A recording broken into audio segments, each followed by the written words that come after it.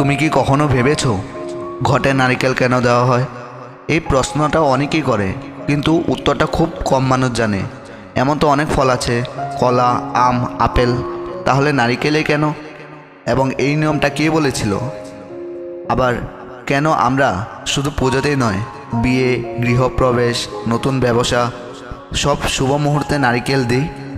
এই প্রশ্নগুলোর পেছনে রয়েছে এমন এক আধ্যাত্মিক রহস্য, যেটা শুধু বিশ্বাস নয়, চেতনার স্তরের সঙ্গে যুক্ত। আসো এই গভীরতায় একটু একটু করে নামি। প্রথমেই বলি, নারিকেল ফল নয়, এক প্রতীক। নারিকেল আসলে একজন জীবন্ত প্রাণীর মতো। তার বাইরের শক্ত খোলস, মাঝখানে মেঘের মতো সাদা শুদ্ধ অংশ, আর একেবারে কেন্দ্র স্নিগ্ধ শান্ত জল। এটা আমাদের শরীর, মন ও আত্মার তিনটি স্তরের মতো। শরীর বাইরে শক্ত, মন মাঝে নরম, আর আত্মা একেবারে কেন্দ্র, শান্ত, বিশুদ্ধ ও অলৌকিক। এই জন্য নারিকেলকে বলা হয় শুদ্ধতা ও আত্মনিবেদনের প্রতীক। যখন আমরা পুজোয় নারিকেল দিই, আমরা আসলে বলি, আমি আমার সমস্ত অহংকার ভেঙে দিচ্ছি, আমি তোমার সামনে আত্মসমর্পণ করছি। এই জন্য নারিকেল ভাঙা একটা আধ্যাত্মিক প্রক্রিয়া, যেন নিজের ভেতরে আমি কে এটা ভেঙে দিয়ে ভগবানের কাছে নিজেকে উজাড় করে দেওয়া। তাহলে প্রশ্ন আসে, ঘটের উপরেই কেন? ঘট জলভরা পাত্র, সেটা প্রতীক আমাদের শরীরের।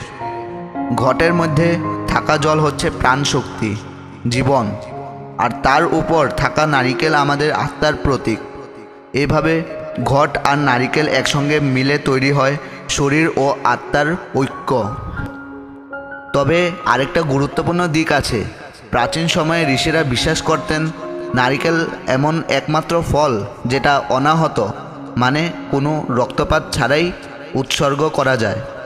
প্রাণী বলি বন্ধ করার উদ্দেশ্যে তারা বলেছিলেন, নারিকেল উৎসর্গ করো, কারণ এটি সম্পূর্ণতা, বিশুদ্ধতা এবং জীবনকে সম্মান করে।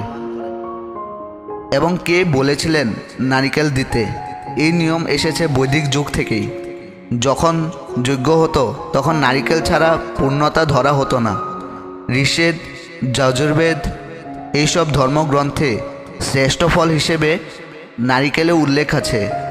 তখনকার যুগে নারিকেল ছিল শ্রীফল, মানে মা লক্ষ্মীর আশীর্বাদ। এটাই অর্থ, ঐশ্বর্য আর শুভতার প্রতীক হয়ে ওঠে।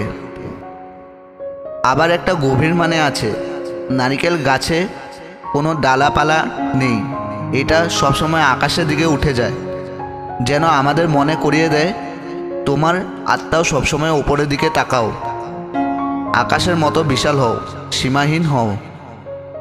আরও বিস্ময়কর বিষয় হলো, নারিকেল গাছকে বলা হয় কালপবৃক্ষ।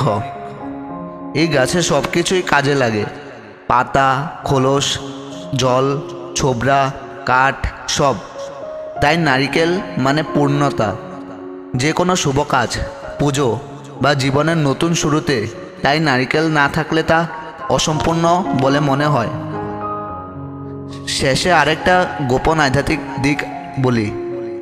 অনেক সাধক বলেন, নারিকেল যখন ঘটের উপর বসে, তখন সেটা হয় এক জীবন্ত শুদ্ধ কম্পন ক্ষেত্র, যেখানে ঘটে জল, অম্রপল্লব, নারিকেল আর মন্ত্র এসব মিলে এক গভীর শক্তি তৈরি হয়, যা শুধু বাহ্যিক নয়, আভ্যন্তরীণ পরিবেশও পরিবর্তন করে। এই শক্তি আমাদের প্রার্থনাকে শক্তিশালী করে তোলে।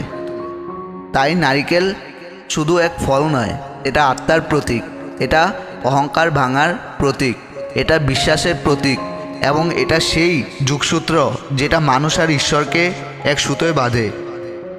তাই পরের বার যখন তুমি ঘটের উপর নারিকেল রাখবে, মনে রেখো, তুমি শুধু একটা ফল রাখছো না, তুমি তোমার সমস্ত আত্মাকে ঈশ্বরের হাতে তুলে দিচ্ছ। তুমি যদি এমন আরও আধ্যাত্মিক রহস্য জানতে চাও, এই চ্যানেলটা সাবস্ক্রাইব করো আর বন্ধুদের সঙ্গে শেয়ার করো, যাতে তারাও জানে আমাদের সংস্কারের পেছনে কত গভীর জ্ঞান লুকিয়ে আছে।